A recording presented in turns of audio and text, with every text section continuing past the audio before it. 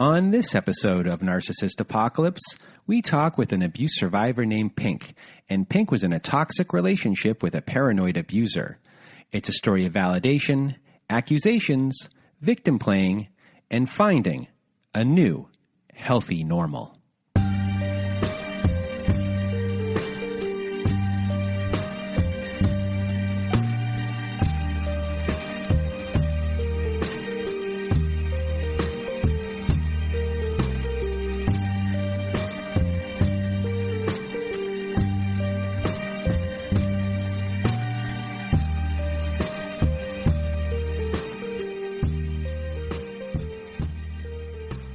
Welcome to Narcissist Apocalypse, everyone.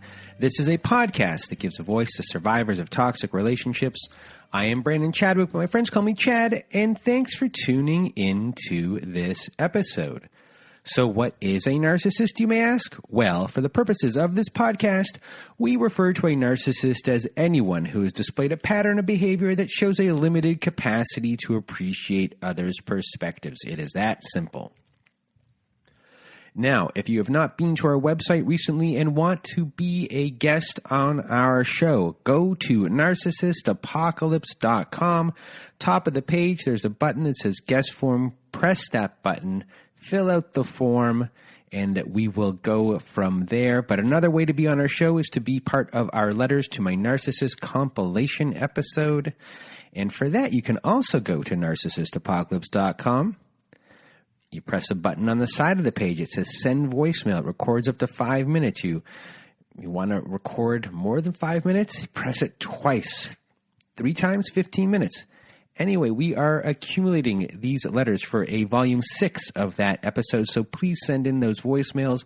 And if you want me or my old pal Melissa to read your letter for you, please send us an email at narcissistapocalypse@gmail.com and put Letters to My Narcissist in the subject line. And we also have a Patreon, everyone. Yes, we have a Patreon. If you want to support our show, go to our Patreon, become a patron. We have episodes that never made it to air, episodes with former guests, and much, much more. What is that much more? We have our own private forum, our support forum, and we have also on Wednesdays and Saturdays, you have access to our support group online through Zoom. I'm there. Others are there. We have longtime people that have been on there. We have newer people on there. You know, everyone is helpful. That's at patreon.com/narcissistapocalypse. If you want to become a patron of our Patreon, do so today. And now, before we get started with our episode, we are running our own little giveaway. We're doing we're giving away 10 $25 gift cards for filling out a survey to help us, find out who our demographic of our show is. So I will put that in the notes of this podcast, of this episode. So please help us out by doing that. And we'll be doing the raffle or the giveaway part of it on September 1st, 2021. And now, before we start our show, I first want to thank Pink for doing this. She did really well, and it was kind of 2 episodes in one. You'll only hear this episode of it, but we actually did cover her first marriage as well. It was a much shorter, and that's actually to be thrown up on the Patreon this week. And I just want to thank Pink for being part of the show. And now, without further ado, here is my episode with Pink. Welcome to Narcissist Apocalypse, everyone. With me today, I have Pink. How are you? Good.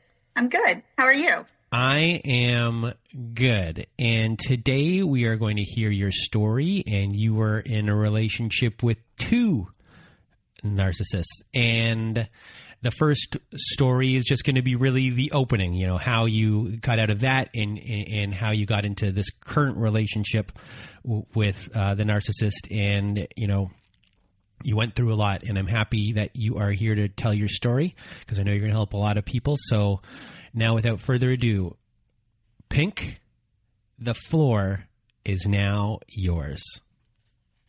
Okay, well, let me just start with a little back history about my family briefly. My parents divorced when I was 6. There's 3 of us. My brother was 8 years older than me. My sister's 4 years, so I was the youngest. So I didn't see a lot of abuse. They told me a lot. I remember seeing my mom with a black eye, but I didn't actually see it happen. So my dad was, I know this now, my dad was a narcissist. He had rages. He would accuse us. I think he liked the idea of children without the responsibility kind of thing. Like he never came to our games because he traveled. He was gone Monday through Friday and he worked all week and he was tired. I can't make it to your game. I was a cheerleader. My sister was a cheerleader. So, there was that. And my mom always took him back. Like my dad was married once before my mom, no kids there. He married my mom, had the 3 kids. Like I said, divorced when I was 6. He married a younger woman quickly after the divorce. I'm pretty sure he left my mom for her. That's why. That only lasted a couple of years. I know there was some abuse there. Then my mom took him back, which I now know was not the best role model for me to see that. And, they would break up. They never got remarried, but that was the thing. Dad would find someone else. They would break up, blah, blah, blah, back and forth, back and forth. My parents have since passed. My mom had her own. She was a codependent, which I'm pretty sure is where I got it. She suffered with depression. So, I'm not a stranger to mental illness. She suffered with depression. Didn't find out until I was an adult. My dad would say, your mother's a drug addict. And I'm like, what? My mother, the going to church mother? What are you talking about? She barely drank, it's like, what are you talking about? But she would doctor hop. We all later found out. And so she had an addiction to, opioids back then, back in the day, that was easy to do, So anyway, it was very codependent relationship. So that kind of set me up for my life. So I didn't have the best role models, but there was all good times. We had a good life. My father worked very hard. We lived near a lake. We always had a big boat. Everyone from the outside looking in thought, oh, wow, look at your life. You're so lucky.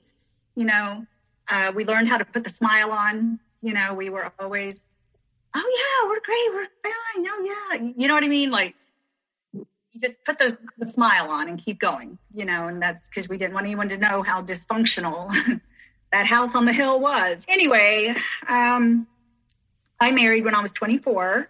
It was my first marriage. Found out 3 months before the wedding that he had cheated on me. So I married him anyway. There was no trust. There was no foundation for that. But I was looking to get away from my family, get away. I was ready to get out on my own and I was kind of floundering. I went to several different colleges. I just couldn't figure out what I wanted to do. I was just like, okay. My dad said, well, I sent you to all these schools. You got your MRS. I'm like, okay. So I got married. We moved around a little bit. I got my teaching degree, settled in North Carolina for a long time, actually. I started teaching, and then we started to try to have kids. I was, in my mid-30s, and there were some infertility problems on his end, which he didn't really accept, and I did not blame him in any way. It was, this is it, let's adopt, let's foster, let's, hey, why not?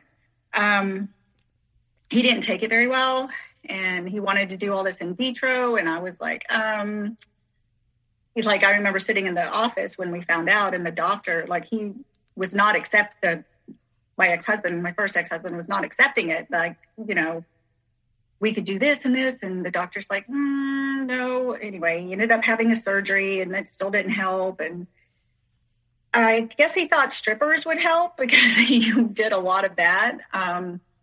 Which just brought up the insecurity again with me of the cheating, and there was never any trust on my end, and I should have addressed that better, and I didn't. So I don't know. It was just awful. So anyway, it just ended. We were married 11 years. By the time it was all over, it was like 13 years. So I moved out. I was on my own. I had just started grad school. I was like, okay, I'm getting my life together. Like my goal was to finish grad school and then move to where my sister lives, which is where I'm at now. And that was my goal. I met a guy through mutual friends. Long story short, got pregnant the very first time we were together. So I was like, yay, and oh my God, all at the same time because I just started grad school. But I was so excited. I mean, I was like, this is what I've always wanted. This is wonderful. He had 3 kids. So anyway, we were working it out. Our first date together was with 2 of his kids. And I don't know, being a teacher, you would think I'm used to being around kids, but it's like, I don't know, they just weren't very well behaved. And I don't know, it was just really uncomfortable and strange. And anytime I was around them, his ex it was a horrible divorce. But me and my, inherited codependency, I can fix this, I'm going to fix this. I'm going to fix this. And I think I was afraid of being alone. And like I said, I was pregnant and I was like, I wanted this to work. Well, 4 months in, I miscarried, and I should have just ran. I had no business questioning him. He always had gaslighting. So anyway, I ended up moving out in February of 17. I finally found a cute little house, a little town home. It was kind of like it wasn't all retired people, but a lot of them, so I felt very safe there. And I was surrounded by a lot of, like retired couples. So they all took me in, my neighbors especially, they were amazing. Just being able to breathe again, and it took a lot for me to leave because to have 2 failed marriages, that I didn't want that. And it took a lot for me to leave. It took a lot for me to want to live alone. I never really lived alone, for a long time. And so it took a lot. So for me to move, and just finally say enough is enough, it took a lot. But I was feeling good. I was running. I felt mentally in a good place. I took my power back and I was getting to know myself again. My sister flew up, helped me move in. She was there for my closing. I was like, oh, my first house by myself. I got this. Well, about April, I moved in February. About April, I met my neighbor's son. So he comes over, tells me he's separated. And, later I find out he's like, yeah, I would go see my parents just waiting for you to pull in and blah, blah, blah. And I'm like, okay, whatever. But he's like, yeah, we should go out. And I'm like, okay, he said he was separated. So I'm like, why not? So we go out. It's like a Saturday night. I don't even call it a date. I call it a seduction. Like it was like, I don't know, like something out of a movie. Like it was just, everything was planned down to the T and dancing, dinner, just everything was just, amazing, just amazing. And I thought, well, this is kind of nice. And so that was Saturday. And then he calls me on, I think the next Thursday or Friday that he's going back to his wife. And I'm like, oh, okay, of course you are. And it's like, again, I'm like, why do I keep attracting these men? It's like, what the heck? So I was like, okay, fine, whatever, just go. And I would run into them from time to time. His wife was so sweet, sweetest person I've probably ever met. So, and I should have put it together like, hey, it's not her with the problem, it's you. So anyway, my nephew had graduated boot camp and I had gone up to Chicago with my family and like, why don't you try Tinder? Go on Tinder. And I'm like, isn't Tinder just like hookups? And she's like, no, it's changed, try it. So I did. I came back home and this is like August, like school's getting ready to start again. So before we get to Tinder in this part of your journey and when you're about to meet the narcissist that the story is about, what is your mindset? How are you feeling about yourself? Do you have beliefs? You have this one belief of 2 failed marriages. Going into another relationship, is failing not an option. Oh yeah, definitely not. So like, what's your kind of mindset? Do you recognize that you might have these things going on, that you might have a codependent personality, or, so just tell me a little bit about that. At that time, no, I did not. I literally just thought I made like a mistake, like with my second husband. I just thought, okay, I just screwed up. I ignored red flags, and I should not have. But at that time, I did not think I was codependent. No, I did not think. And, in the ex and I, we went to marriage counseling several times, but I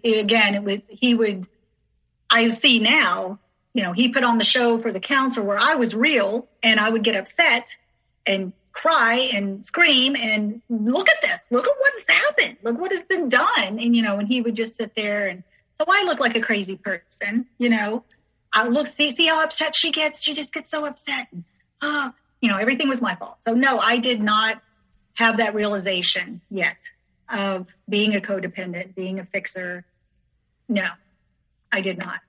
And as far as, attention, self-esteem, were you someone that was looking for, looking to be seen for the first time or anything like that? I think validation was a big thing. Yeah, I know validation was a big thing for me. Yes. Was I able to verbalize that? Probably not. But attention, yes. Like I said, before my second ex-husband and I were married, I got all kinds of validation. My love language, I knew at the time, was words of affirmation. Words of affirmation, gifts were very important to me, but, not the monetary, but, like if you stopped and bought a flower, found a flower, just any sort of a card. Thoughtfulness. Yes. Thoughtfulness and knowing me, kind of thing. Like, this sounds awful and I sound like a total bitch when I say this, but like, I remember when I graduated, grad school, my father was already in an Alzheimer's home. Nobody came to my graduation except my husband at the time, or we weren't even married yet. And he hands me a book I wanted, like I wanted Marley and Me. That's when Marley and Me came out, and I wanted to read this book because I'm a huge animal lover, and he just hands it to me in like the Barnes and Noble wrapper. And I'm like, oh, thanks. It's 2.5 years. Thanks for recognizing that, like you couldn't even put it in a bag. You couldn't wrap it, here it is. I'm like, oh, thanks. So I know that sounds horrible, but it was like, could you have put forth a little more effort? Like I've worked very hard for this, anyway, but no, yeah, I wanted attention because after we were married, I didn't get it. I didn't get those words of affirmation anymore. I didn't, you know what I mean? Like I was seeking that. Yes. I did not know. I was not aware I was seeking that.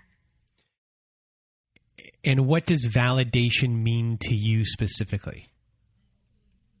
Well,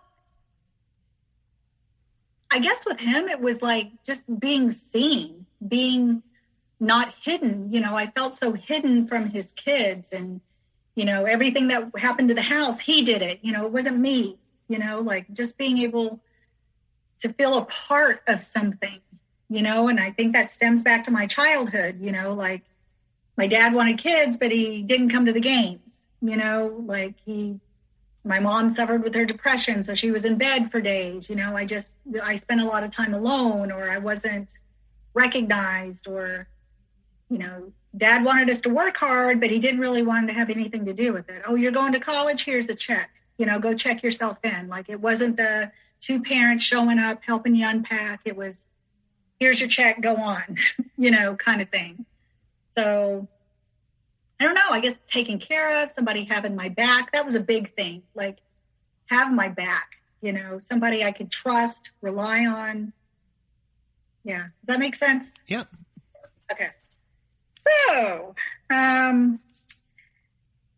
so that August, I go on and I'm swiping and, and it's so hard because at the time I had just turned 49 and I've always been told I look much younger than I do. Even today, people are like, you're 52. I'm like, yeah. But, and I guess that was another thing. I've always been told, oh, well, you're so, like when my ex in counseling, well, what do you love about her? Well, she's beautiful. And it's like, I wanted to be seen more than just I'm beautiful, and it's hard for me to take compliments. So it's not like I believe I'm beautiful, it's just that I don't know. I don't know. So anyway, I lowered the age range. I don't want anybody with kids, and it's hard to find somebody my age that doesn't have kids who's like me. So, I lowered the little age range and well, lo and behold, what pops up? And, and of course at the time I was flattered, like, oh my God, these guys are swiping on me, these 35-year-old people, oh wow. So, so we match up, talk for, I don't know, a few days. It may have been a week. I can't remember because I know school had started. And also during that time, the married guy, the neighbor, kept kind of creeping around. Hey, blah, blah, blah. I'm like, no. And I wanted somebody in my life so I didn't go back to that. You know what I mean? Like, leave me alone. And, so anyway, I go over and of course, he's like, hey, you want to hang out? And I'm like, that's the new term, hang out. I'm like, and I should not have gone, looking back, I'm like, my God, I could have been murdered. But like, I go to this guy's place, he lives about 30 minutes away. So I, cruise on over. And I liked him more than I thought I would. I thought, okay, this is just going to be like a hookup. This is just going to be, let me make out with this cute guy for a while, But I really liked him. Like, and they say, oh, they mirror you. And I'm like, but how did he know anything about me? Like we talked about, he said he was all about peace and love and simple. And, he lived in this little 1-bedroom apartment. I mean, it was a nice apartment, but it was, like this 1-bedroom apartment. And he was a substitute teacher. He didn't have a, teaching job yet. We both loved animals. We both didn't have kids. He had also lost a brother to suicide when he was much younger. So we really, I say we bonded, but I bonded quickly. Like we sat there and just talked for like hours. And he said something that I'm like, how would you know that? Like, we were talking about being single and how much food we waste being single, and it's hard to cook for just one person. And then he said, and I've done this for years, and I've said this for years, but he said, like if I have to throw food away, it's, I think, well, maybe some animals at the landfill will get it. And I'm like, oh my God, I think that too, like, you know what I mean? I just thought, oh my God, I really like this person. He just seems so amazing. And of course the physical attraction, he was 15 years younger than me. And I was just like, wow, like, wow. And it was the most powerful attraction I think I've ever felt in my life, and he made me feel so beautiful. And he was just so soft-spoken and kind but funny, like he could make me laugh and just cute and like, and he kind of had this little boy act going on, like, I don't know, like thinking back on that day, like it was amazing. It was an amazing day. And, we were sitting there and he's just like, oh my gosh, the sexual tension, he can cut it with a knife. And I'm like, you want to make out? And he's like, yeah. And, we're like two teenagers on the couch making out, and it was just like, oh my God. So he had planned to come and see me, and I think I was at a workshop or something. It was during the work days before school started, and my anxiety is getting the better of me. I don't know if I can come over. And I was like, well, do you want me to go there? Because I was like, I want to see you again, And he's like, yeah, that'd be great, and So then I start looking around and like his car and his apartment, I'm like, well, how do you pay your bill? And he's like, well, I'm very lucky, like I have a trust fund, and, he tells this story of his dad being this big CEO for this company, and, he's now retired, but, he has a trust fund, but he's been taken advantage of. He has all these trust issues because he was taken advantage of because of his money. Like he never knew who was his friend. He's had friends taken advantage of him, blah, blah, blah. And I was like, oh, okay. I don't care. Trust me. After all the money I shelled out in a marriage, it's like, I don't care. That's not what's important to me. It's like who you are. So anyway, like we kept seeing each other. I would go over, I would pack up on a weekend and go spend the weekend with him. But the more time I spent with him, like I could feel it. Like I could literally feel it. And I think growing up with a narcissistic father who raged, like we were all very good at, by the way he walked up the sidewalk to the house. Like, is dad in a good mood? Is dad in a bad mood? Like we could tell, like, cause that was the tone for the weekend, when dad came home, like, ooh, what's going on? So I felt like I'm very intuitive. So it's like I could feel it with him, like, something's not right. Something's not right. He was, I don't know, just very, I don't know, something was wrong. I was waiting for the mask to come off, now that I look back on it. He kept asking me questions like, do you know my parents? Do you know my parents? I'm like, no. And he has a very unique last name. And I'm like, no, I've never heard of that last name before. No, I don't know who your parents are. I don't know. And he kept, asking, these questions. And I don't know. I was over there one weekend and this is when he started cutting down everything I would do. First I was the most beautiful thing. I'm so lucky to have you. I can't believe we met. We're so much alike. Oh my gosh. And I'm like, oh, really? I said, the 15-year age difference doesn't bother you? Oh God, look at you. You're so gorgeous. You're so blah, blah, blah. And I'm like, well, what would your mother say? Oh, well, she'd probably just be so glad I found someone. And I'm like, yeah, right. Because I'm thinking if I was a mother and my son was dating somebody, I don't know. I didn't really see it going anywhere, but little did I know how hooked I was becoming, like I was, it was just the craziest time. So let's discuss this. Yes. So at this point, right off the bat, you are, you have great chemistry. Oh, yeah. And, that's kind of getting you through to certainly saying all of the right things early on, in those first kind of dates, and the chemistry is off the charts. And, then you find out a little bit more about him, and, he is a trust fund person, and he is playing the victim. So how much does the victim stuff play into it here? Do you feel bad at all for him? Or do you or are you just looking at him like, okay, well, at least he can pay for things. I don't care. The other guy was taking advantage of me. Here's a guy that, at least his money's coming from somewhere. It's not me. I don't feel that I'm going to be taken in that way. It feels safe, maybe. And then you also have the comfortability, even though it's an uncomfortable feeling, but it is a comfortability that you feel the same. It's a thing from your past.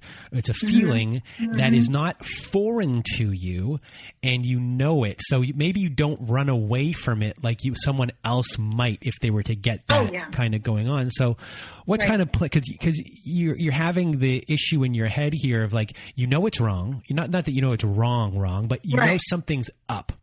And all these other things are very strong for you to be like, I'm going to kind of not pay attention to that, the gut feeling that I'm having. So what are all those combinations of things that are overpowering? Oh, I definitely felt like, oh, you poor rich kid, or he was playing the victim. Everything, he was a victim of friendships, blah, blah, blah. He was a loner. He just kind of stuck to himself. We never went out. So, Yeah, he could pay for things, but he usually paid for delivery because he never, you know what I mean? Like he didn't like going out. He didn't like the bars. And he smoked a lot of pot. That was one thing. He was on Adderall, which as the more I listen to these podcasts, that seems to be a trend, Adderall and pot, some of these people. But yes, I felt very sorry for him. I felt very bonded to him. Like we would talk about our brothers, he would say things like, oh, I think our brothers brought us together. That's we were meant to be together. Yes, I fell for that. Yeah. And I think, like from my past relationships, I can say this now, I was prime grade A supply for him when I met him, like everything I had been through had set me up for this, or I had set myself up, for this relationship, and to fall for all his poor little boy acts, woe was me. He had gone into business with an uncle up in another state where he had lived for a couple of years. And the uncle took advantage of him and took all his money. So he was a victim there. He can't trust anybody. And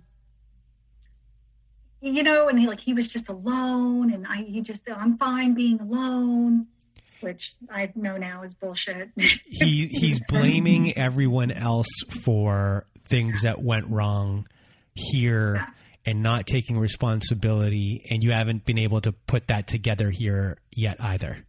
No, not at all. No, I was believing everything he fed me. Everything he fed me, I believe. He even, like one of the things that really got me, the love bombing. It was right around the time of the Vegas shootings. I'm not sure if you remember those. Oh, yeah. And there was a couple, and it was a lady who married a younger man, 15 years younger, but they were married, and he basically, took a bullet for her and saved her, and he would bring that up all the time. And I would do that for you. I love you so much. This is just, blah, blah, blah. And like, I was hooked. I was like, oh my God, this is the greatest thing ever. This young, hot guy. And honestly, the money, because like I said, he lived very simply. Like we never went anywhere. We never did anything. We just hung out at his place. We would go over to his parents because like his parents would go to the lake house or somewhere, and we had to go take care of the dog and the cat. And, so I felt kind of like a teenager again, like, oh, here I'm at the parents' house, It was silly. It was crazy. And I look back, I'm like, grow up. But I've always been kind of immature. I mean, that's what I've been told, but I don't know. It's not crazy to feel like a teenager because he's technically living a teenager's life. Yeah. And now you're involved in it, even though he's older, he's still living that kind of lifestyle, probably under the thumb of his parents a lot. I don't know what. I believe that. Yeah, I believe that now. Yeah, I don't know what his relationship was like with him, but I assume so. Because a lot of the times in those circumstances when you are a trust fund type person, you might actually like all of your just like you kind of have to put up with your parents if they're the ones that are fitting the bill. Yeah, exactly. Yeah, and he would say that his sister was a school psychologist, had a doctorate degree, and he's like, I'm just the joke. I'm just the joke. I'm just this. I'm just, oh, look at me. Everyone makes fun of, but it's like, I'm like, you want to be different. Now I can say that you want to be different. You want to be the joke because that's how you keep people away, like don't probe too close. So anyway, yeah, he was definitely, playing the victim. But the mask came off fairly early. Because like we met in August, and like Labor Day weekend, I had plans to go to a concert with some parents of a kid I had taught. And, we had become friends, and we were going to go see Green Day. And I was like, oh yeah, let's go. And so he's like, yeah, you going to come over for the weekend? And I'm like, yeah. I said, I just have a concert Friday night, but I'll be over Saturday. Oh, well, if you have a date, I understand, if this was something you already had arranged and you have a date, like, I get it. Like, that's okay. And I'm like, no, I'm going with some parents of a kid I taught. Like, we're just well, you sure? And like, I was sending pictures the whole night. Like, look, here they are. Here we are. Like, I know now that was the first of control, the accusations, the control, blah, blah, blah. So anyway, I went over, and I'm a big college football fan, especially of the state where I grew up. And, I'm like, oh, I'll be over, let's watch the game, blah, blah, blah. And then it started,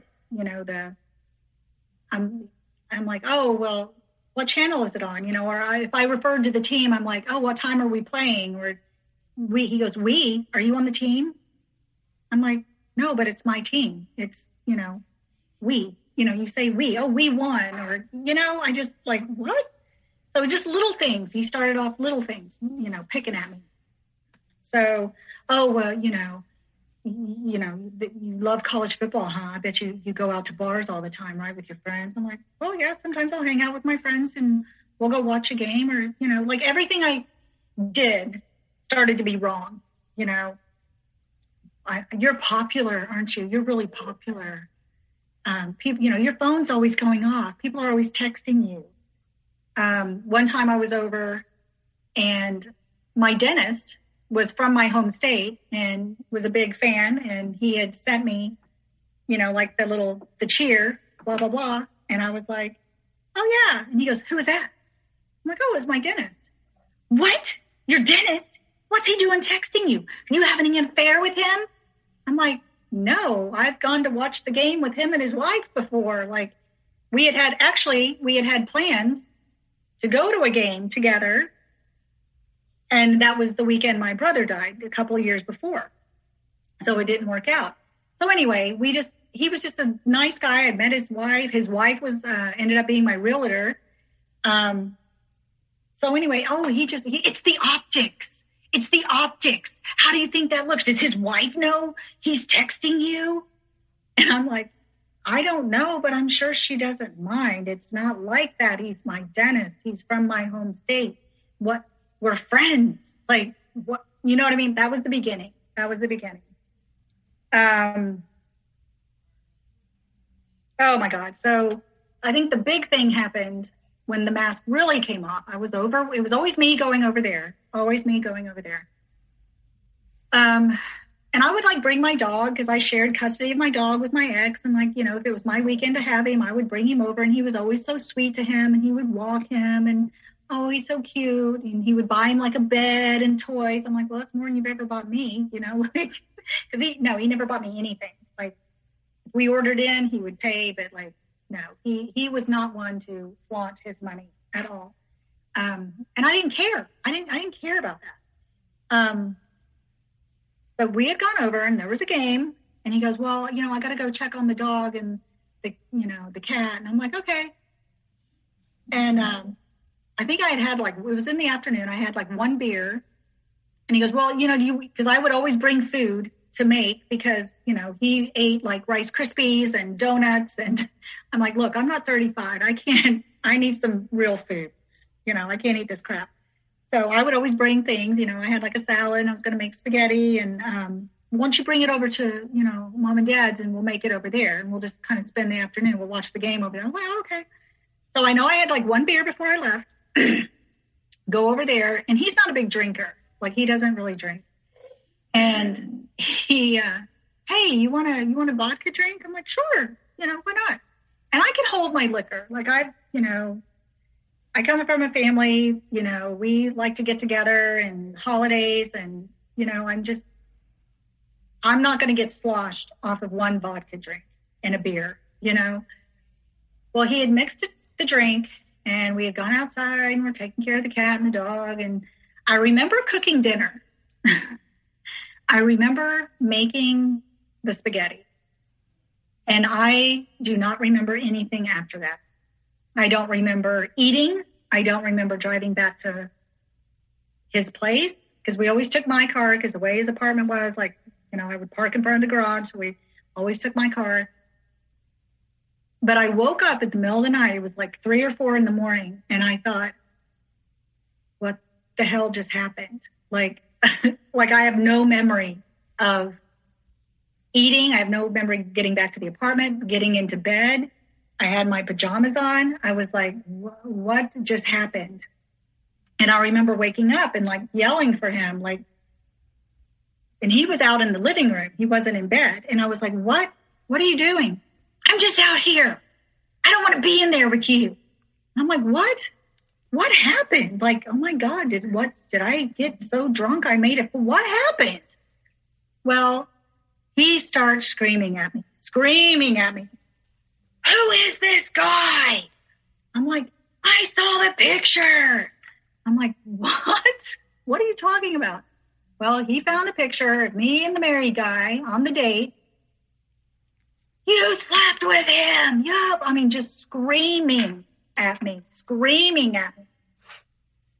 And I'm like, what difference does it make? It was before I met you. Like, what? Why are you screaming? Because you lied. You lied to me. And at this point, I am like, I'm going to throw up. And at one point I said, I feel like I'm going to be sick. And it's like, he stopped screaming and he goes, oh my God, are you okay? Do you need some water? Like, I'm like, what? And it's like, and it wasn't until days later I thought, did he drug me? Like, I have no proof. I have no nothing, but I'm like, that was the weirdest experience of my life. Like, what just happened? So anyway, he's screaming and yelling at me, and I don't know. I guess it was like a defense thing. Like, I felt like I had to lie. Like, no, it was nothing. No, because I'm thinking this guy's the married guy. His neighbors, my neighbors are his parents, and like, I don't want to mess that up. Blah blah blah. So anyway, this guy finally calms down, and and of course he's like, I'm sorry. I'm just so jealous. I'm so jealous. And like, that was another thing, like the insecurity, like I understood that. Like I got that, like and I guess the rage, like how my father would rage, like it was kind of normal for me. So it's like, I excused it, like I understood that because I think my father was very insecure. He was a short guy. This guy wasn't the tallest guy, but you know what I mean? I don't know. He reminded me of my dad at times where I'm just like, it's okay. Like that was normal for me. It was normal because I grew up like that, so it was normal for me. So anyway, I end up going home and he gets offended because I leave, but I'm like, at the same time, I'm feeling sick. I'm like, I got to go. I got to get out of here. And then he starts texting me, I don't think this is going to work. This is just, I can't do this. There's too, my trust issues, and I was like, okay, like, fine. And like, at that time it broke my heart for him to say that to me. But at the same time, I was like, what the hell? So then I get home. It's like a Sunday. Later that afternoon, he starts texting me, and he sent me a screenshot of a message he had typed out to the married guy's wife. He found her on Facebook. And something about, I think he was cheating on me. I just thought you should know. And that's all it took. I mean, this poor woman, I'm sure her husband had cheated so many times. I know he did. That my phone rang and it was her. And I was like, oh shit. And then crazy guy goes, oops. He goes, I didn't mean to send that. Like, he typed it out like but he hadn't hit send. He just typed it out and screenshotted it. Like, here, look what I'm getting ready to do. But he did send it. He accidentally sent it, or that's the story he told. So anyway, and then married guy calls me at the same time. You've got to stop him. You can't. My parents, they'll never speak to you again. And I'm like, oh my God, I'm going to lose this friendship of his parents. And it was the craziest thing. I'm just like, how did I get caught up in this? Like, I went on one freaking date with you, and you know what I mean? It was crazy. But because I lied, about going on the date, being with this guy, I mean, it was crazy. And he's like, you've got to stop him. And this was a couple months in, and, I'm just like trying to and the accusations he's throwing at me. He's telling me I'm in property scams because the married guy owns several of the properties in the community. like his in-laws' place, his parents' place, another place. And so crazy guy was convinced he owned my place. And I was just being this slut, letting him pay for I was like, and then that brought up issues with me because I'm like, nobody's ever paid for anything. I have gotten by on my own. Like this, no. And especially after what I had just been through, forking over all this money. And it was like, no. Nobody pays my bills, but he's insinuating these. So it's pissing me off and I'm getting mad. And I'm just like, it was just the craziest thing. And so how long into the relationship is this part happening? Like 2 months. So this is 2 months into this relationship, and he is accusing you of everything with this one man who you went on one date with, who really you have zero relationship with him. You actually really have a relationship with his parents, if anything. And so this is all happening 2 months in, and you're still kind of around here. And are you thinking to yourself, like, I have to leave? Or are you on your back foot trying to make everything better? I think that codependent, I can fix this because I'm hooked now. I didn't know about the love, you know what I mean? I was hooked. The trauma bond, I was trying to get him back to that guy from that very first day, those first few weeks where it was paradise. And, that's where I was, just like with my second year. It's like, I'm going to fix this. And, it's going to get better. That didn't happen. I'm going to make it where that didn't happen. But it did. So yeah, and this is basically how it went. My neighbors did get upset with me. Like they had a key to my place and they gave it back. Like, I don't know what's going on, but we don't want to be a part of it. And then a few months later, they're like, oh, let's let it go. And they started talking to me again. And, that's basically how it went. It just, he would shut me out, which was a trigger. I know now. He would block me from his phone. And I would call, leaving these messages, please talk to me. Just talk to me. Like I felt so alone because that was another thing about moving out, leaving my marriage, moving in by myself. I was alone. I had no family there in the state. I lived there 20 years. My ex is the only person that I knew.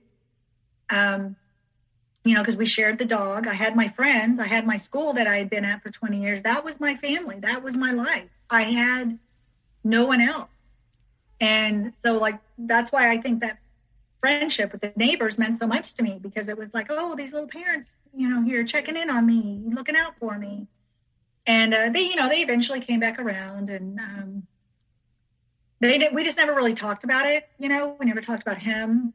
They would notice I would be gone because, I would go over it just kind of went this way. Like he would call me, oh, you want to hang out? Yeah. And I'd go over. And then it was, I love you. Oh, I love you so much. And blah, blah, blah. And it just went back and forth. And also during this time, when all that was happening and the married guy was screaming at me, gotta make it stop. I called crazy guy's mom. All right. I found her on Facebook. Just like he did with the married, I was like, well, you can play this game. I'll call your mom. So I called his mom, and she instantly called me.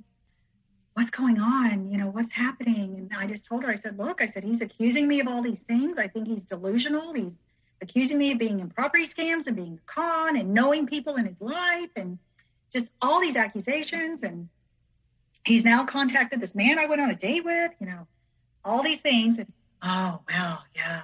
Well, he dated this one girl and he had told me about her. I think that was his one true love of his life, but he did the same thing to her. And later on, I had ended up contacting her because I was turned into a crazy person at this point. I was trying to make sense of what was happening. And she had told me, oh, yeah, I think they dated maybe 2 years. They had lived together for a while. He reversed the doorknob on the bedroom door and trapped her in there. She had to call her parents to come and get her out. He walked up to some guy in a bar and just punched him in the face just for talking to her. all these things. And, and the mom was just like, oh, but, he would twist it and make it out to be my fault. All she had to do was go back to him and him say, oh no, this is this crazy old lady. She's obsessed with me. She's crazy. She's, everything was my fault. Everything was my fault. But during this whole time, we still kept talking and seeing each other, fighting, making up, fighting, making up. He would call me horrible things. I would call him horrible things. I mean, it just got crazy. I had gotten teacher of the year at my school that year. And he had texted, hey, how's your day going? I was like, oh, I just found out I got teacher of the year. Oh, really? It's because you're sleeping with your principal. And I was like, it just like stabbed me in the heart. Like I had I could text my sister and tell her, but it was like, I wanted to share this with you. And now you just cut me just because it meant so much to me. I'd been at this school for a long time. Like it meant, my job was everything to me. I didn't have kids. This was, a very important job to me. I had my master's, I had my national boards, I was just, I don't know. It just, nothing was off limits that he could not offend or accuse. He accused me of making up my brother's death just to get close to him. You lied about how your brother died just to get close to me. You, just nothing was off limits. Your parents were terrible. They were terrible parents. You have had no good, they say they tell on themselves, So now I'm looking at everything he would say to me and it's like, I think that's how you were raised. I think that's what happened to you. Those are the people that, what you're accusing me of is what is actually what happened to you. You're the con, you're the liar, you're the manipulator, you're, all these things. It just went on and on. I would fly down to see my sister at Thanksgiving and Christmas. He would scream at me the entire way to the airport. You're sleeping with the pilot. You're blah, blah, blah. And then he's like, oh, did you make it safe? And that's all it took, the breadcrumbs he was giving me, to keep me hooked. That's all it would take was him to show just, oh, did you make it all right? I'm glad you made it safe. After just screaming and yelling at me and berating me for, forever, accusing me, name calling, all these things. So this went on and on and on. So all he had to do is show like one little bit of caring. Yeah. Oh yeah. On his part, and it would suck you back in. Oh, every time. And I heard something the other day on TikTok. Somebody said the bar was on the floor and you couldn't even reach that. Like I set the bar so low for him, like it just any little thing, him to say, I love you was excused all of his behavior, for him to say he missed me was okay. He came to see me a couple of times at my place. When it comes to all the things he's accusing you of, we don't exactly know what disorder he has. Right. But of all the things he's accusing of, do you think he actually believed it? No, because that's the other thing. In my head, I kept saying, he doesn't really mean that. He doesn't really mean that because when we were together, like, it was amazing. It was, I love you so much. You're so beautiful. You're so, oh my God, I've never been with anybody. And in one of his rages one time, I tried to write down stuff that he had said. You're the best sex I've ever had. And I'm rich. I'm like, what? Like, but at the time I took it as this major compliment, but now I'm like, what did you mean by that? But yeah, no, I didn't. I made excuses for him. He didn't really mean it. And in all this time, I'm not telling anybody, I would tell just enough, like to my sister, and I couldn't really tell my sister everything because she worried, especially after my brother died, my sister, I'm not our brother, I'm not going to do that. Even though this guy pushed me to places mentally that I have never been. I was trying to make sense of what was happening to me. I felt like my whole life I had the worst taste in men, and it's just gotten worse. Like this guy made my ex look like an angel, so in my heart and in my mind, I'm like, why did I leave him? Why did I walk out? It wasn't that bad. It wasn't this bad, but now I see things very differently. And so anyway, this went on and on for a long time. Me making excuses, The times we saw each other got fewer and far between because it was a game to him. Everything was a game. Yeah, you want to hang out? Yeah, okay, let me get my stuff. Because I always had to pack up. I'm a coffee drinker. I would bring creamer and then he would throw it away when we would break up. And so, okay, well, let me get my stuff together. Like it'd be easier if you came here. I got to prepare for my cats and all these. So anyway, I would start to pack up and get ready. I'm like, okay, I'm getting ready to head over. No, don't come now. Stay. I don't know. No, you didn't. If I didn't answer the phone in time, oh, well, I didn't answer the phone in time. So, oh, you're with someone else. Don't come. And then I'm like, okay, fine. By this time I'm getting fed up. I'm just exhausted. I'm exhausted mentally, physically, emotionally. Like this is when like my back started hurting. Like, I swear it's like I was losing my mind. And then he would call an hour later. Well, are you coming?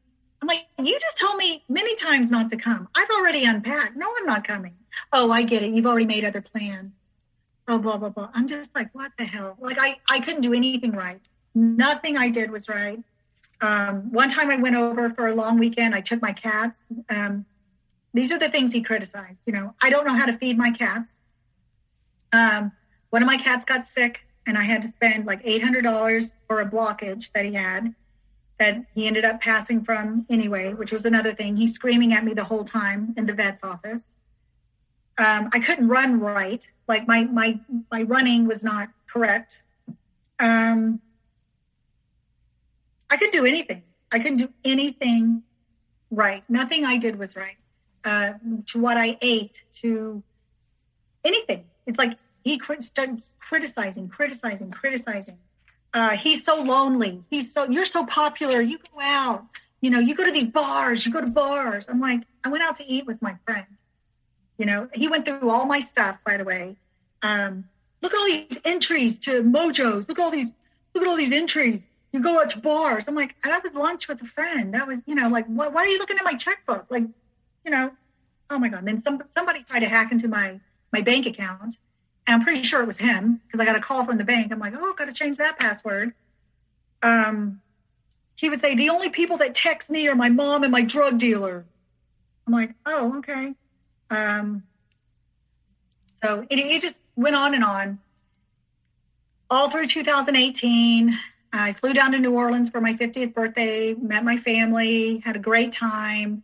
Well, I wasn't invited. I'm like, you were invited. I did ask you to go. You wouldn't go, He would block me. Anytime I went on a trip, he'd block me because he knew it upset me. He was trying to ruin everything. Anytime I went on a trip, let me ruin the trip by blocking her, making her feel insecure, making her feel terrible.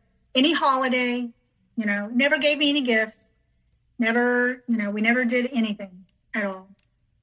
So finally, I'm like, my sister's like, oh, just get down here, move down here, get down here. I'm like, okay, all right. And I just made the decision. I was like, okay, I'm ready to go. One of the things that really solidified it for me was I went to my eye doctor, and I've gone to the same eye doctor for 20 years, since I've lived there, and noticed he wasn't wearing his wedding ring. And, I always thought he was kind of cute. And anyway, he ends up asking me out. We go out, and he's from the same city where Crazy Pants is from. And he starts talking about his ex and all these things they're going through and how she played tennis. And I was like, wait, she plays tennis? Well, Crazy Pants' mom plays tennis. And I went home and I get on the internet and I Google, and there's a picture of him arm in arm on a tennis court. And I'm like, oh shit, I can't get away from this guy. Like, even this guy, who's a great guy, nice guy, knows your mom. Like, I'm just like, I'm done. There's no dateable men. I got to get out of here. And I was losing it. I was seriously losing my mind. I was very lonely. I had lost a friendship throughout all this that I had had for a long time. And looking back now, I'm like, well, she's kind of, not to throw the narcissist word around too much, but it was like, if you didn't fit into her box, she didn't like that. You had to fit into her box. And me doing this with this guy and going back to him and making excuses for him and hanging on to this, like she just had enough. And at the time it was very hurtful to me, but looking back on it, I'm like, that was not true friendship, So I just felt like my life was falling apart. I was losing my mind. I was losing myself. I was so unhappy and miserable. And I was like, I want to be around my family. I need my family, And so I just made the decision, and I went on and I applied and I put my house on the market. It sold in one day. It all just happened. Everything just clicked. And I just kept, praying, God, if this is meant to be, show me. And so at this point, have you broken up with him? There really wasn't a breaking up, because he would say things like, we've never been together. We're not together. We're not together.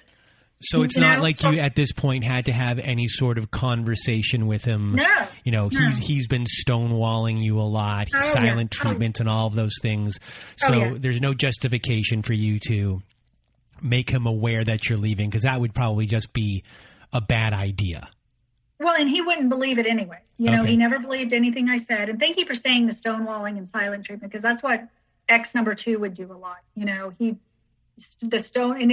like the more you stonewall, it's like the higher I get, and it's like, oh, it was so first, like, talk to me, and it was this, like you say, that need of validation, that need of, so then this guy would do it, and it just drove me crazy. He would block me, and I would just, and I was still so hooked. I loved this guy, and I still felt sorry for him, and I still had this tie to him. And, I turned into a crazy person. I really did. I was reaching out to anybody I could that I thought knew him, could make sense of this, shake him out of it. What's happening, And so at this point, how far into your relationship are you now?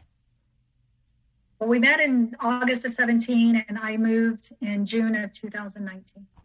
Okay, so now, this has been a good amount of time that you've actually been together, where technically he still doesn't think you're together in a way. No, because we'd go months without seeing each other. He'd shut me out. Okay, so at a certain point, you guys were going on and off.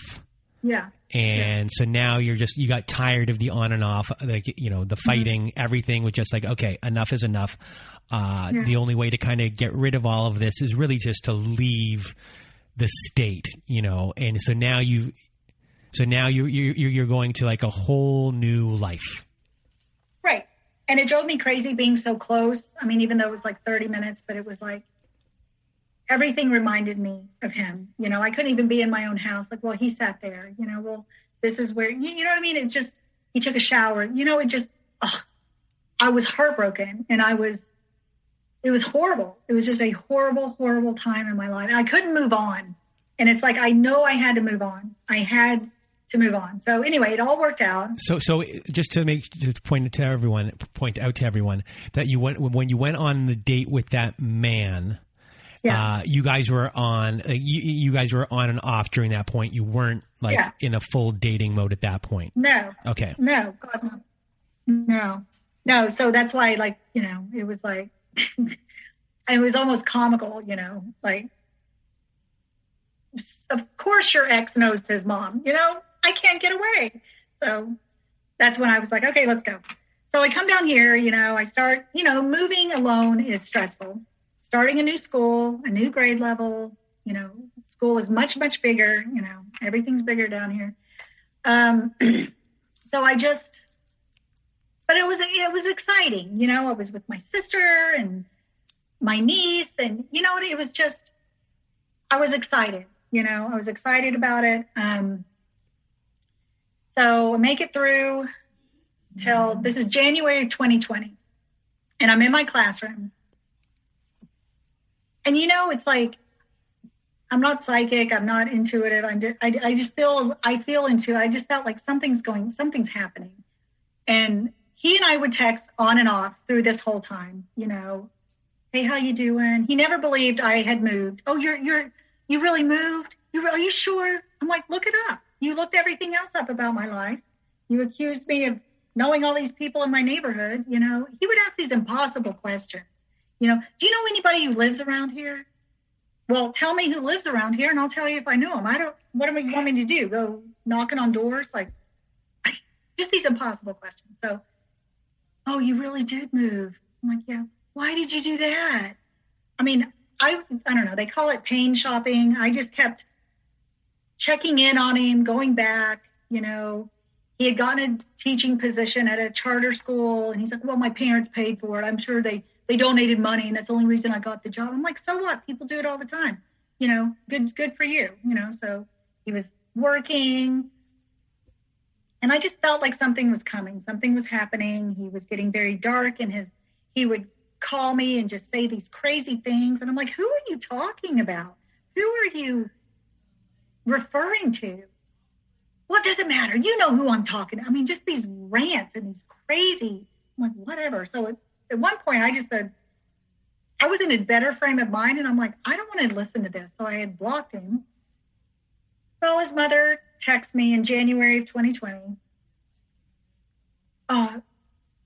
Is this the reason you moved? Because what he was doing to you, he's now doing to me. And I'm like, part of me was like, oh, now you believe me. Oh, now. Oh, really? It sucks, doesn't it? I tried reaching out to you many times and you didn't want to hear it. It's all me. And her stock answer, well, I didn't even know you two were still talking. Well, I didn't even know you two were. I was like, whatever. So, of course, and then I unblock him and I call him and I'm like, hey, what's going on? And he tells me this story where he had gone to get diagnosed, where he thinks he's schizophrenic, which to me, being the codependent empath that I am, oh, well, that all makes sense now.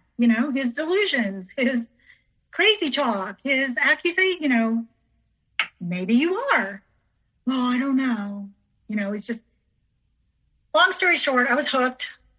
I got hooked right back into it. He had quit his job or taken a leave. He's taken a leave because he couldn't work, accusing all these people at work of doing these things, talking about him, out to get him, all these things of these people that he worked with. I'm like, what?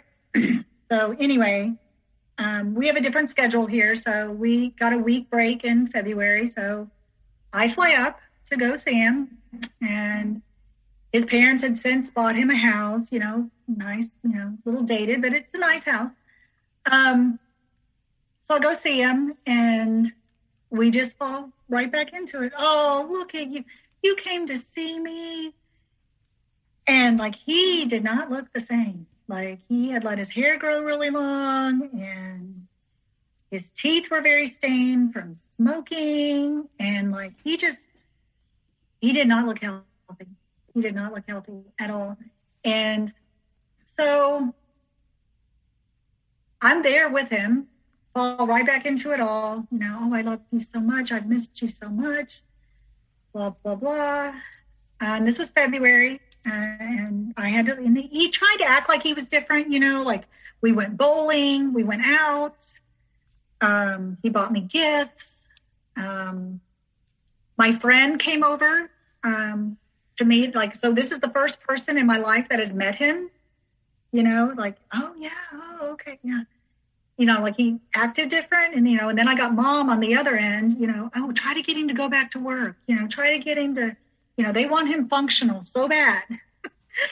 And so anyway, this goes on and, I'm there for the whole week and I go and get my dog and bring him over and he's playing with the dog and, I got to see my dog again and then, I come back here and then it starts again, some of the accusations.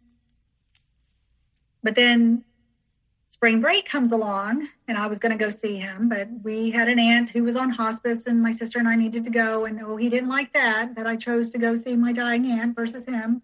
But then COVID hit. So, we couldn't go to school. I could basically teach from anywhere. So I was there a lot. Like, I would go and spend a week. He made it very hard for me to teach. I would be on a Zoom, and he would, get off. That's not a real meeting. That's not a real meeting. Get off. This is a joke. What are you putting on a show? You're putting on a show. I mean, it's like, what the heck? And I remember reaching out to his mom one time, because like we were required to do all these, trainings and things like, distance learning, blah, blah, blah. And like, I'm trying to do that. And while he's over there acting crazy, and I like text his mom, who I've never met in person. I'm like, I need help. I said, he's not letting me work, and I'm thinking, I don't want to get in trouble. Like, I'm trying to get this work done. Well, I don't know what to tell you. All I can tell you to do is leave. Like, I'm like, what? Like, I'm thinking, you're as crazy as he is. But, he would do things like I truly believe, like, okay, yeah, this guy's schizophrenic. This explains everything. This explains everything to me now. He would put tape over, like, lights, over outlets. One day I was there, he didn't eat anything because he thought all the food was poisoned. Just the behavior is really bizarre. Just very bizarre behavior. Like, I remember one time in his apartment, he would put like uncooked macaroni underneath the mat by the door in case somebody came in and stepped on the mat. Like, it would make these crunching sounds. So, I mean, at the time I was like, I thought it was funny, but now I'm like, well, now it all makes sense. All this crazy behavior, he always thought someone was out to get him. Someone's going to break in. So this went on and on for a couple of months. The director of his school came over to his house when I was there. Don't answer it. Don't answer it. Don't answer the door. And I'm thinking, this is my one time to meet one single person in your life. Because I have never met anybody. Talked to his mom on the phone, texted her. That's it. I have not met anyone in this person's life. So I'm like, I couldn't get to that door fast. I like open the door. I'm like, hello. And very nice person, hey, I'm just here to check on him. And, how's he doing? And I'm like, well, come on in. And, we're opening a new school. I want you to come and see it. I think you'd really like it. And so I'm like, yeah, we'll go. When do you want us there? He's like, how about Friday at 9? I'm like, sure, we'll be there. We'll be there. And he's like, oh, I don't want to go. After the guy leaves, I don't want to go. No, I don't want to. You would do that? Would you come back and teach with me? Would you teach with me? Well, yeah. Of course I'm like, ugh. I'm like, yeah, sure I will. And I meant it, like, I would love to do that. Like, let's get you healthy. Let's get you fixed, Sorry, how much money did his parents donate to this school? I don't know. I went on their Facebook page during the time that he said, and I think it said like $100,000. They must have donated a lot of money to put up with someone who did he even have a teaching degree of any sort? What's his degree? Yeah, he did. He went back and got that. Yeah. Yeah, so like to put up with someone like him continuously, and even making a house call to see how he's doing. Yeah. Yeah. They must be very good friends of the school. Right.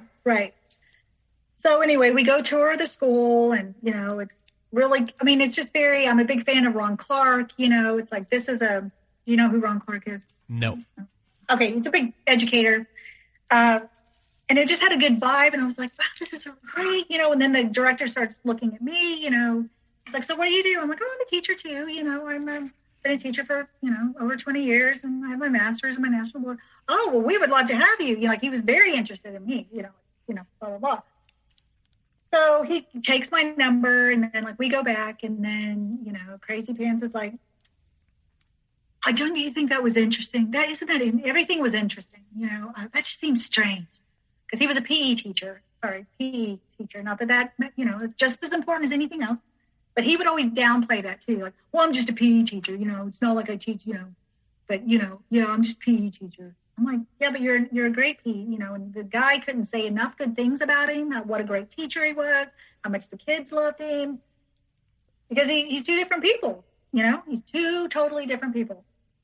And, of course, he's, no, that just seems weird. Why does he keep coming here? Why does he keep checking on me? Why does he keep texting me? I swear he texted me at like 4 a.m. one morning. And I'm like, well, maybe he has odd sleeping hours. What does it matter? You know, just making all these excuses as to why he doesn't want to go back, why he can't do it. You know, all these people are out to get him. I'm just like, I just don't believe that, you know, like it's two totally different stories. So this goes on and on. I would come, one time I went up to see him and I literally stayed a day because it got so bad. And before, you know, like when he and I first met and we would have all the fights and the arguments, you know, he would punch a hole in the door.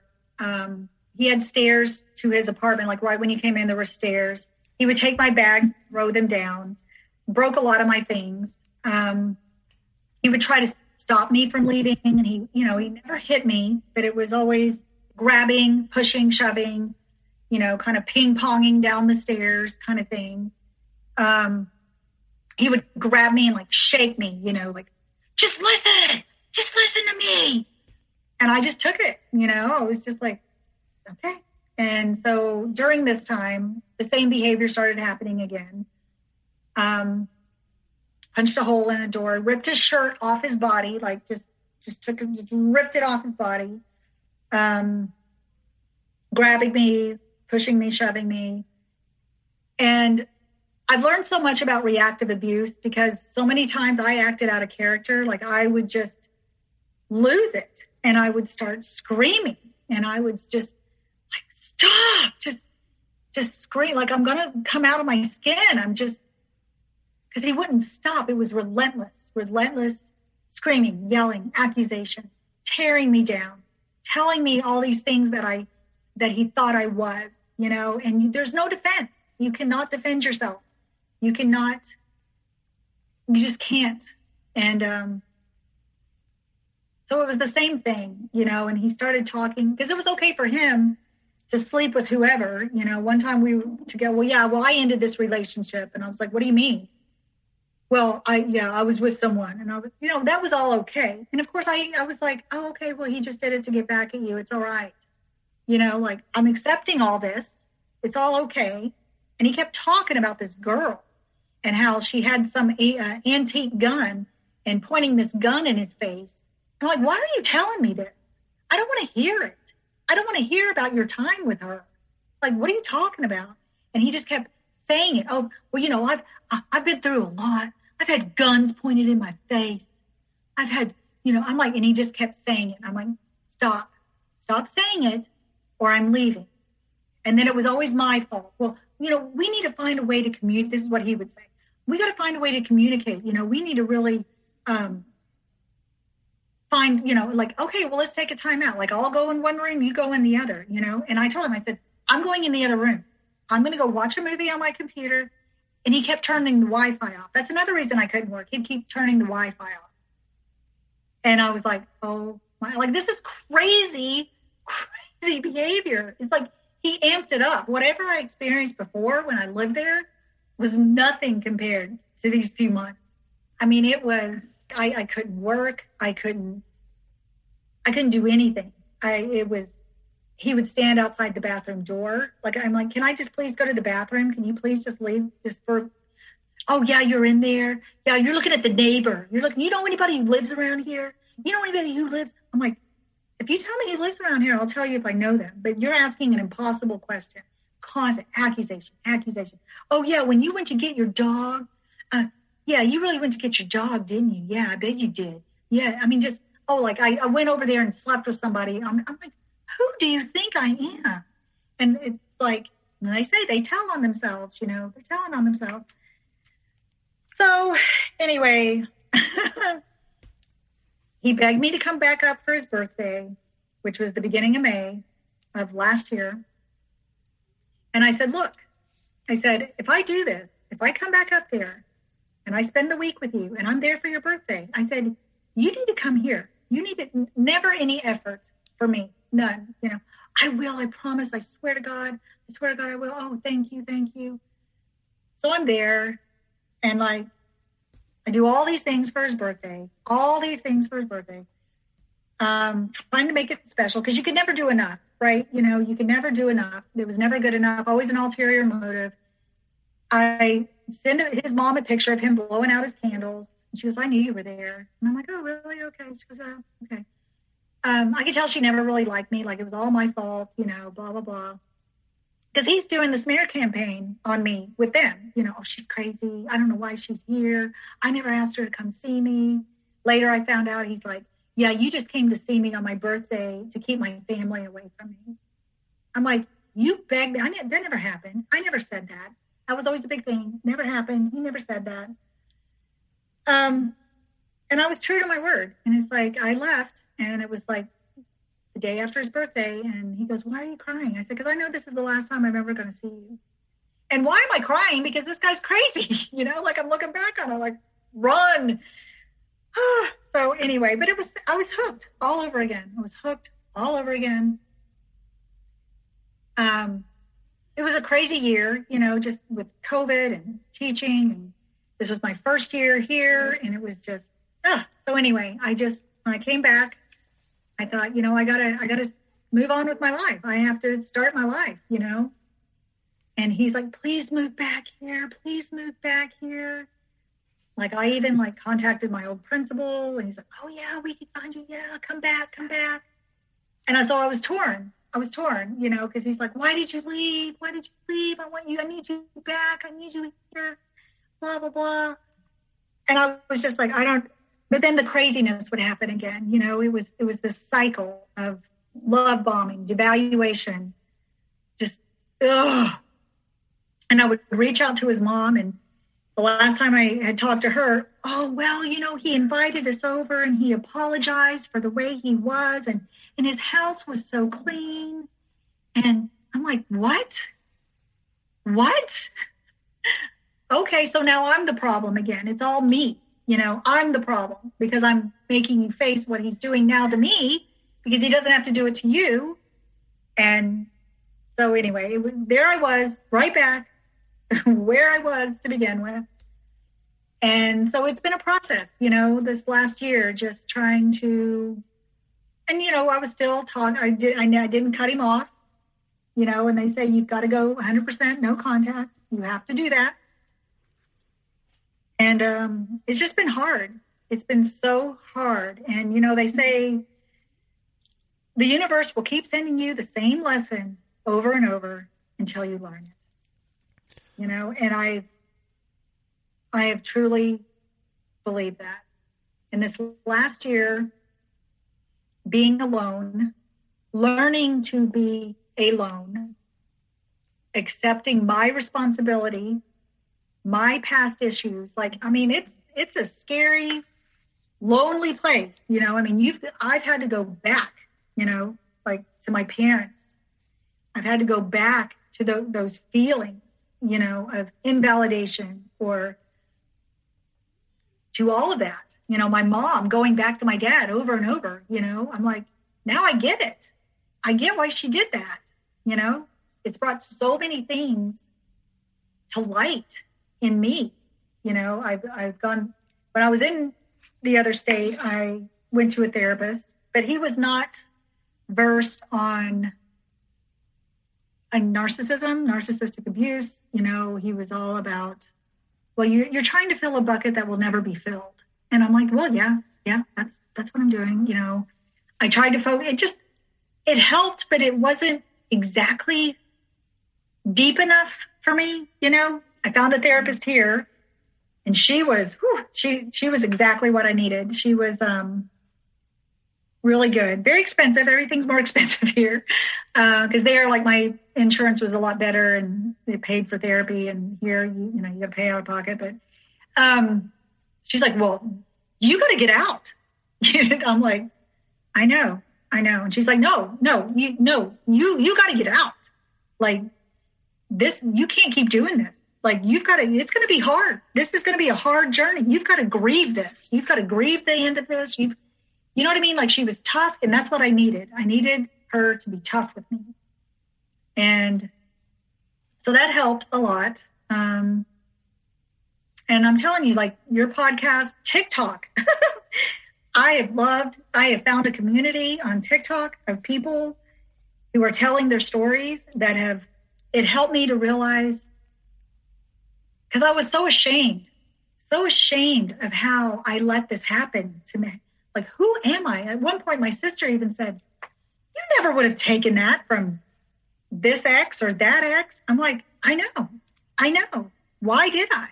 You know, and I've been working through that and just getting rid of the shame. And I have one really, really good friend who has been through a lot of things in her life as well. And I think that's what makes her so full of grace, you know, because when you have been through something like this, it makes you a more non-judgmental person. And I have learned so much about myself, about others, about having grace and being that person that somebody needs you to be, you know, when they need you, you know, because like I said, like my other friend, like she just turned her back, like, I can't deal with this, too messy, too blah, blah, blah. Oh, okay. Not caring what other people think, you know, like 3 months into my second marriage, I should have left. I shouldn't have cared what anybody else thought. I shouldn't have cared how it made me look, you know. When somebody uses your deepest fear against you, you can't recover from that. There's no, like, that's one thing I got out of my first therapist. He goes, yeah, that's a deal breaker, 100%. Absolutely not. But I felt like, no, gotta keep trying. 'Cause everybody's telling me to keep trying. You know, it's like, listen to your gut, follow your gut, you know, and listen to your intuition. And stop people pleasing, you know?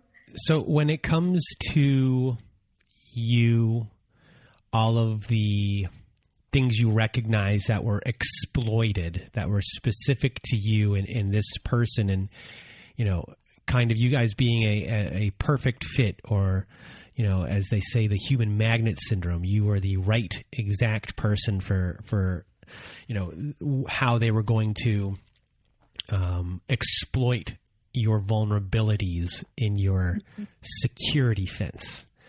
Yeah. So when you look at all those things that you've, you know, worked on to feel less shame about because you now understand them, you know, going forward, as far as having this to never happen again and learning from it, and learning from your whole entire history growing up, I guess, what kind of values are you putting in place as far as, you know, non-negotiables? And, you know, for other people who are listening, you know, having a good value system going forward is, you know, I forget what the saying is, like, fool me once, shame on you, fool me. Right. So fool me once, shame on you, fool me twice, like shame on me. So kind of going with that thing, like, let's say, you know, something happens once, that's okay. 2, now a pattern is formed, I'm gone. So what are those types of things where 2, I'm gone type of things for you? Oh boy. Well, you know, it's so hard for me to even think about it because, well, I mean, it's not, but I've got to heal myself. You know, I'm still in that process of self-love and being alone. You know, I need to just be able to sit with this and get myself to that place. And I feel like I am, but it's like just boundaries, setting those boundaries. And if somebody breaks them, then believe them. Believe them when they show you who they are. Believe them. When that mask comes off, run. Listening to your gut. I mean, so many times I went against it, but I was so used to going against it. It was normal for me, you know, and I have to find that new, healthy, normal. I have to break that, you know, I have to break those, you know, those trauma bonds. You know, I want to feel like and this was a conversation I had to have with my sister, and I feel like I'm moving in the right direction because they're doing like a reunion of our high school and of several years and da-da-da, and she's on the committee and she wants me to go. And the way my brother died, he died, this is where he committed suicide, and the police handled it very badly. It's a very small town. We never got a police report. We got the runaround, never recovered his wallet or, just the reports we heard, like his body was laying out there and people are having lunch on their cars. It was just horrible. And I told my sister, I said, I'm never going back there. I will go to the lake where we, lived. I will do this, but I'm not going back there. And then talk of the reunion came up. And I was like, I'm not going. Well, maybe you'll feel different. And I had to have this talk with her. I had to say, this is my boundary. I am not going, because I have been told my whole life, no. And she understood then. She's like, okay, I get it. It's like, even with her, she is a phenomenal person, wonderful wife, mother. She's been married 35 years, rock of the family, But until you've gone through something like this, you don't get it, And I know her and I had the same upbringing, but, she's 4 years older. She saw things and I saw, it was just different. But just setting boundaries for myself, self-love, self-respect, somebody who is not going to lie to me, who's not, just respecting my boundaries. That's the biggest thing right now with me, is respecting my boundaries. Whatever, setting my boundaries, figuring out what my boundaries are and setting them. I'm just not interested right now. It was too much right now. So, and I'm still that hopeless romantic. I'm still that, everybody wants that, everybody wants that relationship where you can I just want to feel safe. I want somebody who I can completely be honest with and tell this story to them eventually, of course, not right, and just not feel the shame, not be shamed, and just to feel safe, And for everyone else who is listening right now, what words of wisdom or advice do you have for them?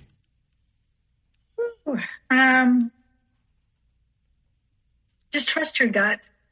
Trust your gut. If you are a codependent, you cannot fix anybody. One of the things I heard recently, because I listen to your podcast and I listen to a lot of your stories, and a lot of women have had it so much worse. I didn't have kids with this guy. I wasn't married to this guy. I mean, the tie was just as strong. The trauma bonds were just as bad. The abuse was horrible. But I've listened to some really, really, tough cases, and it's sad. And I'm like, oh, thank goodness I'm not in that. Thank goodness I didn't have kids with this guy. Thank goodness I wasn't married to this guy. But there was a quote by a detective, Lieutenant Joe Kenda, and he said, if they verbally abuse you, they will hit you. And if they hit you, they will kill you. And it's like, I was one of the lucky ones, I'm one of the lucky ones. I got out, yes, I took some pushing, I took some shoving, I took some major abuse, but I'm out. I'm not in it. And you just got to take it seriously. It's abuse. And it's, a lot of people get pushed to the point where they don't recover from it. There's a lot of, like, listening to some of the stories of the women on this podcast. It's heartbreaking. It's heartbreaking what they've been through, what they've gone through with their children. And just trust your gut and just get out. Well, Pink, I want to thank you for being on the show today, sharing your story with us. You did a great job, and you have been through a lot your whole entire life, so you're kind of in this reset mode, and I hope the best for you. Everyone does on getting to where you want to be and being that hopeless romantic again. And we're with you. And thank you so much for being here with me today. Thank you. Thank you for your podcast. And now for everyone else who is listening, from Pink and I hope, or we hope, you have a good night.